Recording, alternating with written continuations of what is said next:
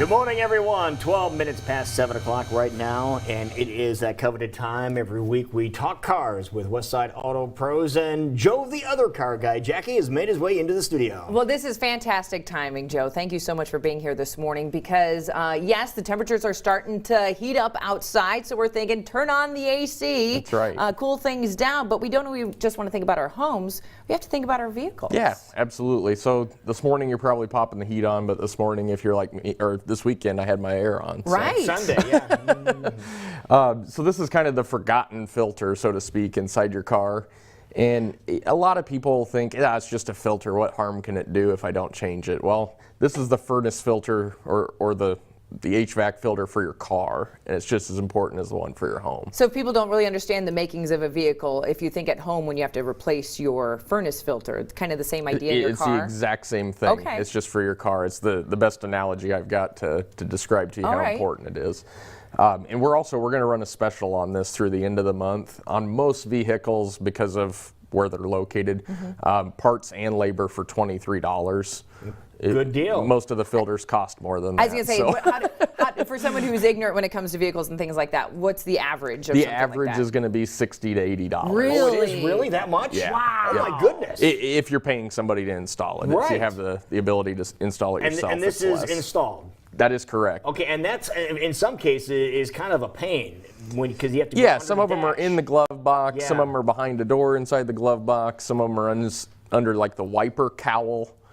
So there's different locations for them, but we can make sure we take good care of you. Yeah, so it isn't like opening up the door of your gas for your Unfortunately not. fuel load zone. No, so okay, there you go. Correct. All right, Yep. so that'll be coming up this month. Yeah. Nice. Yep. And most vehicles now do have them. There's a few trucks. There's a few things that don't have them, but for the most part, 90% or better of the vehicles on the road right now have a cabin And filter. how often should we be changing these things? Because there are some people out there, I guarantee you, they own a car, they've never changed their cabin air Or if you're comparing it to my home, I think I have to do that, maybe once a month. Depending on the filter that I have, maybe every 6 months. Correct, How does yeah. that work for a vehicle? This is a filter that should be checked during the multi-point inspection when you get your oil changed. So every 3,000 to 5,000 miles, it's at least getting inspected. Okay.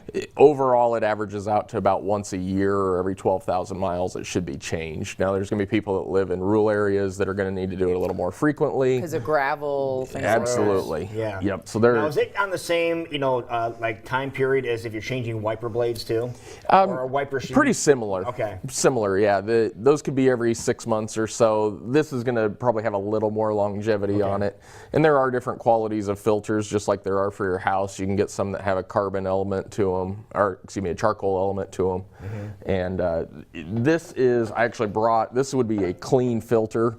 Okay. It's just like the filter at your house. If you can see through it, if you can see the light on the other side, it's still good. If you can't, it's not. It's clogged. It's clogged, and I have seen some that have been clogged with mounds of like dog food and everything else because a mouse at some point's gone in there.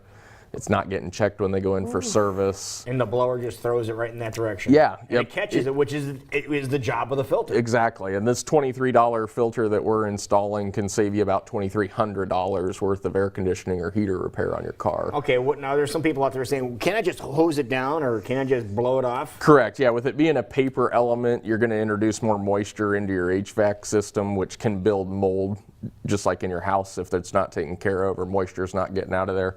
Definitely do not hose this down. Okay. And the other thing that I brought today, this is actually your AC evaporator in your car. Some of them might be a little bigger, smaller, or different shape.